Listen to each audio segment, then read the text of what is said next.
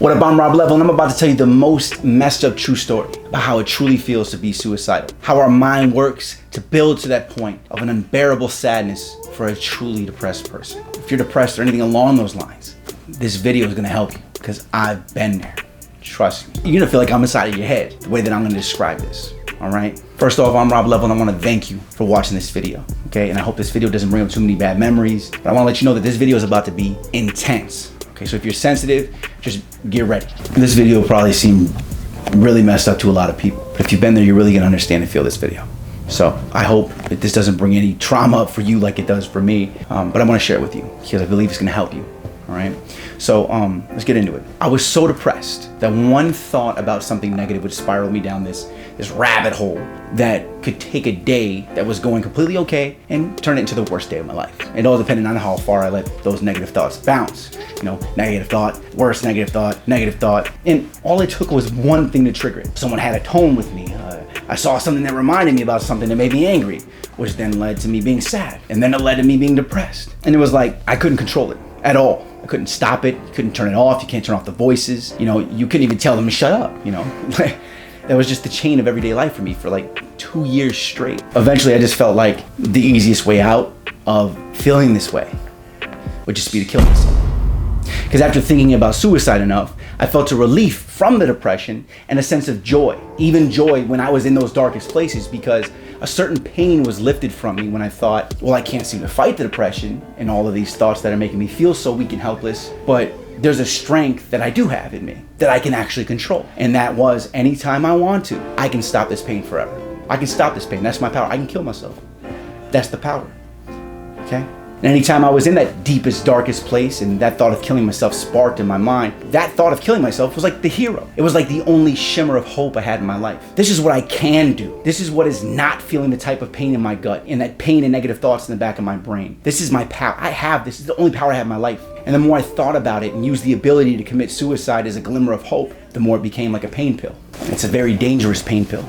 Okay? Eventually you become numb to the small doses of that pain pill. You become numb to talking about the suicide because it becomes normal. So you need more and more of it to cover the pain. So you go from taking 1 pill of suicidal talk a day to taking 3 a day.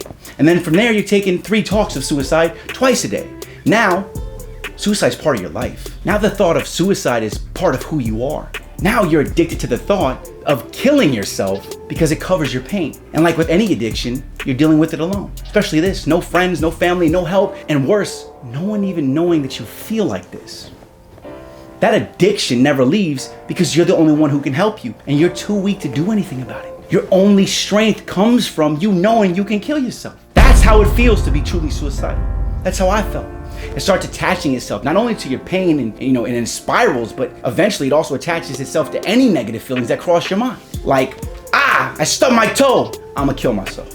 Not really, but that would go further into a negative thought, right? Like, let's be honest, like I'd stub my toe and sometimes it'd make me so angry from the pain, I'd feel the pain, I'd get angry at an inanimate object, throw that object against the wall, then be mad that I broke the object and I broke the wall, and then be mad at myself, and then it goes into dark thoughts that I couldn't control, and then that would lead to me thinking about suicide.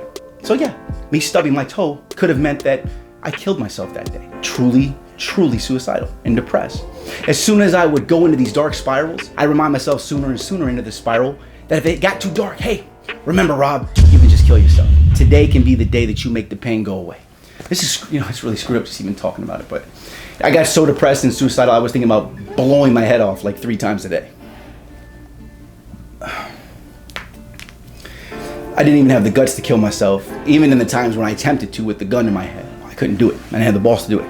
Okay? But check this out. This is what I find possibly the most crazy part, is I believe that because I couldn't bring myself to kill myself physically, that my mind started trying to kill me in other ways. It's weird. It's really hard to explain in words. The reason I feel this way is because there was month after month after month in a period of time where I was completely convinced that I had cancer, okay? And I was convinced that this cancer was gonna kill me. This is at the end of the suicidal spiral. I'd start waking up every day thinking, oh, I'm dying, I'm gonna die. Life is useless, why even do anything? I'm dead anyway. Right? So now the suicide made even more sense, except every day you wake up first and your first thought is, I'm gonna die from this. So what's that do? It means that you have to battle your day starting from that thought. I literally thought I didn't even have anything to live for because I thought I was gonna die. because I was telling myself I wasn't even gonna be alive if I got through this depression. I was in the darkest place.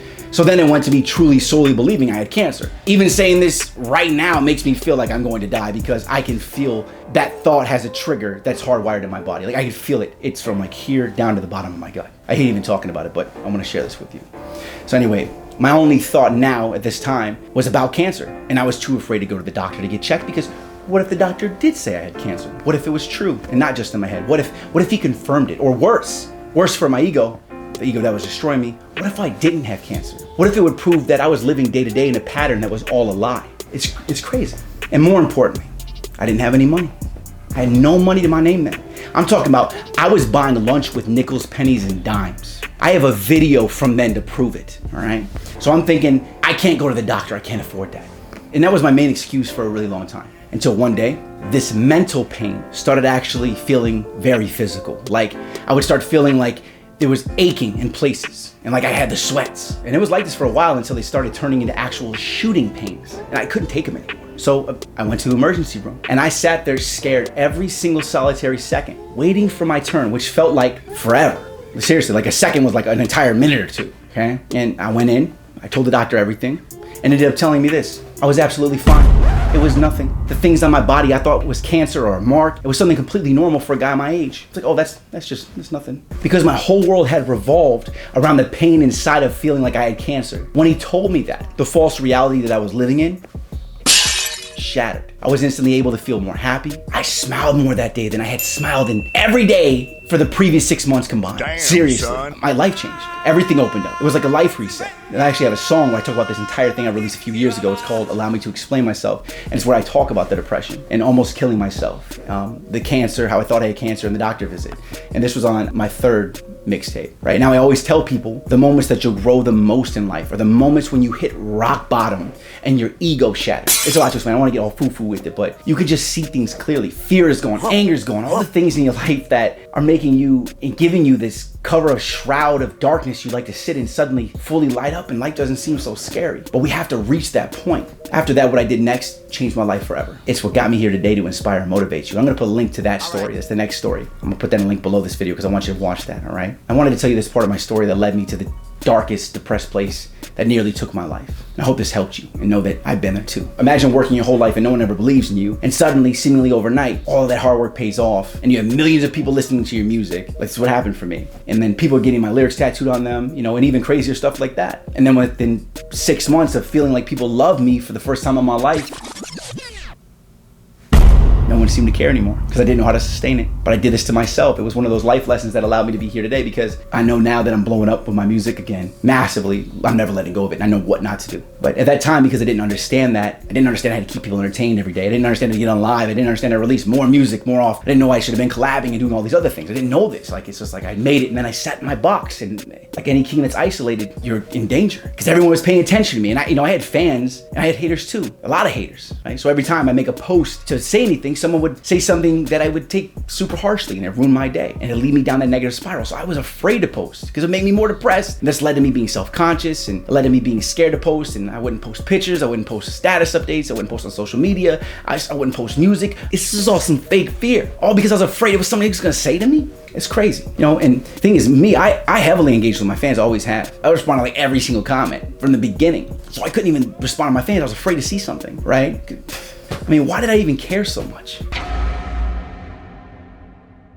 My fear of what someone else thought of me completely ruined my momentum of success that I had spent years working for. And then I got there on my own, and I ruined it myself because of what somebody else thought would have. Here's another thing: is I thought that when I gained fans that they were fans forever. But then I learned the hard truth that people will move on to the next big thing if you don't keep giving them things, no matter what you're in. Okay? And since I wasn't posting because I was scared, and I wasn't releasing music fast enough because I was scared, people left one by one until I was back to being completely alone. So I went from feeling loved by the entire world for the first time in my life to being completely abandoned like I was the rest of my life. So I had like this very short period of time where I actually liked my life. The rest of it sucked until about now. This directly ruined my life for about 2 years, and all I was doing was making depressing music. I mean, the intro to my second project was called Save Me, and it was a song about suicide and how I was drowning from all the voices in my head. The intro song, my second project. I also have a song called Sometimes I Get So Low, where in the video I'm holding a gun in front of a fireplace writing a suicide note. Like all the music was like just me talking about killing myself. And then I have Allow Me to Explain Myself, which talks about this entire situation from start to finish.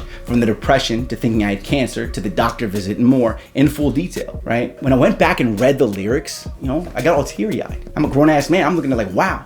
Even stuff I was saying then that I was going to do after I made it out of that situation that I said in that song are the same things I'm actually doing now years later. It's crazy. Reading the lyrics, it was something special. It was a time in my life. That's what music is. It's a time capsule. You can go back and see who I was then. It's crazy. I'll put a link to that song below though. A lot of people told me that that song changed their life.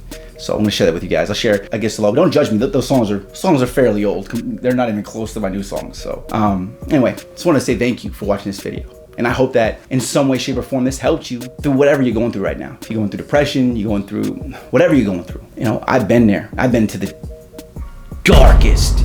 But you can come out of it and understand it's all in your head. And you can't really force it. It has to come naturally. I'm not telling you guys you can snap out of it. There's no way you could have told me I could snap it. Nobody could have told me I could have snapped out of it. You have to find that on your own. But I'm hoping that this video will let you understand that there is a glimmer of hope. And that doesn't matter how deep down you are inside of that dark hole. There's a way out of it, I promise, all right? I wanna motivate you, I wanna inspire you. So what I'm gonna do is I'm gonna put more of these videos below this video, and I'm also gonna put them at the end of this video, okay? And I want you to watch them. I want you to choose some. I want you to see how somebody like me, I've been through this stuff, but it didn't matter, you know? No matter what happened in life, I came out the other side, and you can too. And I'm a screw up, I'm an idiot. It took me a long time to start getting smart. And if I did it, you can do it, all right? Please hit me with the subscribe, please hit the like, and if you are feeling any type of these emotions, please tell your story below. I want to see your story. I want to respond to you. I want everybody else. If you got a second, look at other people's stories below. Go respond to these stories. Let other people know that there's other people out there who care and who are going through the same things, right? Because a lot of these people feel alone, man. Like, I was so but I wouldn't even get on read comments. So you already taking the right step if you even watch this video, right? I want you guys, please help each other in these comments, man. And don't worry, I'm in there. You guys can see me below commenting to people. And don't worry about people judging you. If I see anything that's any type of negative comment, I'm gonna remove it, okay? I want this to be a safe place because I want this to be able to help you. I have this feeling in my gut that this video is gonna help a lot of people, right? Hit me with a subscribe, hit me with a like. It really helps this video move further into the YouTube algorithm because that's how it works. I want the people to be able to see this and help people. That's why I'm making all these life story videos that are in the description below. Either way, you're gonna make it through this, all right? I'm Rob Level. Keep believing in yourself because I believe in you, all right? Because nobody believed in me and I did it. If I did it, you could do it, all right? All you gotta do is keep hustling and I'll see you at the top. Right, Barze? Oh, shit. Oh. You all right? You good?